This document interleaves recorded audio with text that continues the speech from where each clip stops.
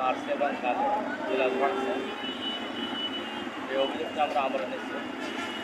যেহেতু যারা মারধর করে তারা পালিয়ে থাকে, যেহেতু তাকে ধরা হয় নাই বলে কিন্তু তারা ব্যারিকেডটা দিয়েছিল। পরবর্তীতে আমি ছিলাম, সিআই ছিল, তাদের সাথে কথা বলছি, আমাদের কথায় সন্তুষ্ট হয়ে তারা ব্যারিকেডটা দিয়েছিল।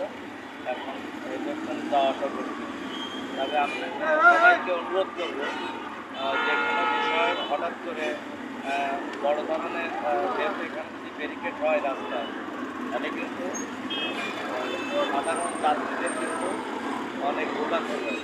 এই ভোগান্তি থেকে এড়াতে আপনারা সবাই যার যার স্থান থেকে আমরা কাজ করবো এবং যেখান থেকে হোক না কেন আমরা সুনামগঞ্জ চাই সুন্দর একটা জেলা, সুন্দরভাবে মানুষ চলাচল করবে বা এখান থেকে যেন এর কোনো সমস্যা না পড়ে।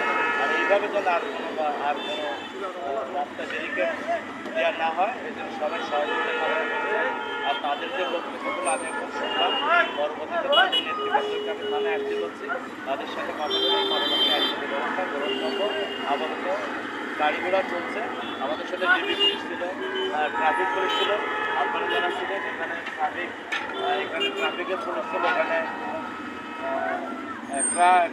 ট্রাক মাটির ট্রাক শ্রমিক সংগঠন, বাস সমিতি, অর্থাৎ সবাই নেতৃবৃন্দ ছিল। সবাইকে ধন্যবাদ আমাদের থানা পুলিশের পক্ষ থেকে গাড়ি চলাচলে সবাই সহযোগিতা করার জন্য যারা নেতৃবৃন্দ ছিল সবাইকে আমাদের পুলিশের পক্ষ থেকে ধন্যবাদ। আসসালামু আলাইকুম।